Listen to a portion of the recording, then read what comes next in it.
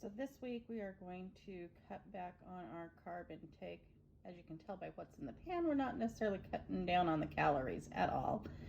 This is one of my family's favorites. We're doing a stuffed portabella mushroom, and we'll have veggies or a salad on the side. I'm not sure what yet, but I'll show you in the end. I'm going to use my favorite cast iron frying pan so that I can really get in there and make sure that the sausage is in really tiny crumbles. And I don't scratch my pan up. I'm going to cook this about halfway while I'm dicing up my zucchini in little cubes, and then we'll add it and some diced red bell peppers in.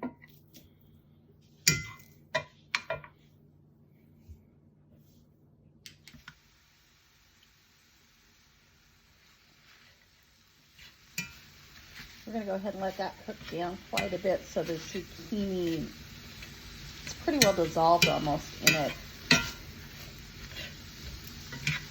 It keeps it more moist and stretches the meat, adds some extra green vegetable, and just makes it even cheesier, even though we're still adding cheese.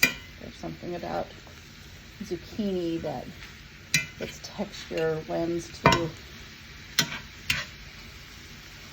the yummy cheesiness.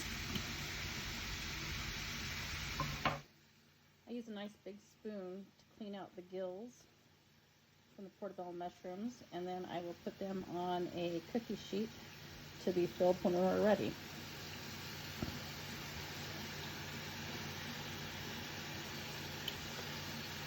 And no, I'm not putting them in the pan. That's going in the garbage.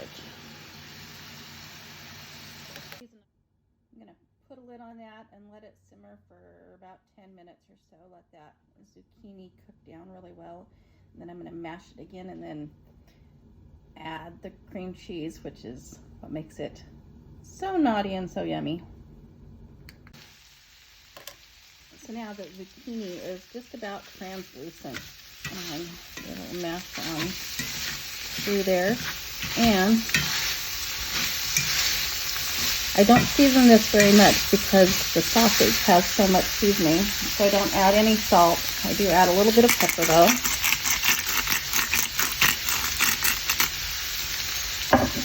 And the cream cheese.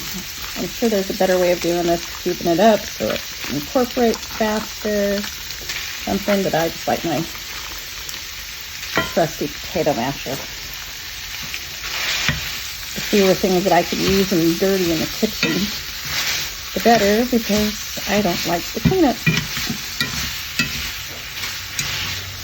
And there's usually about 75 other things that need to be done at the same time.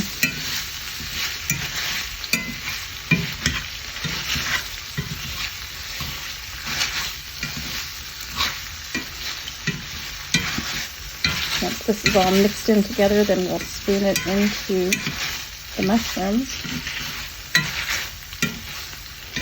Sprinkle a little cheese on top and put them in the oven to bake. Normally, I would put a little breadcrumb on top, but since we're staying away from the extra carbs, we'll leave that out today and put just a couple sprinkles of grated cheese on top just so it browns up a little bit pretty. Then I just put a scoop in each of them and spread it around.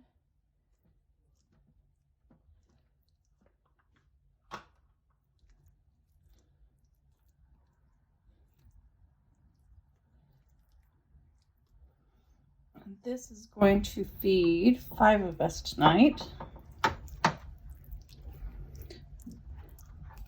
With that other course that I still haven't figured out. It's probably just going to be a chopped salad out of a bag with those Fresh Express. Nice and simple. Doesn't take a lot of work. Oh, I almost threw out my cheese on top.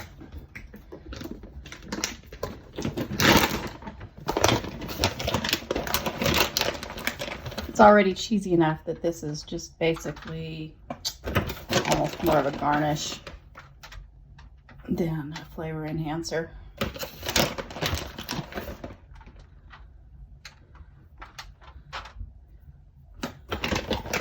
And that's it. We're going to go into a 375-degree oven for about 20 minutes, give or take. If it's longer than that, I'll let you know after I'm done.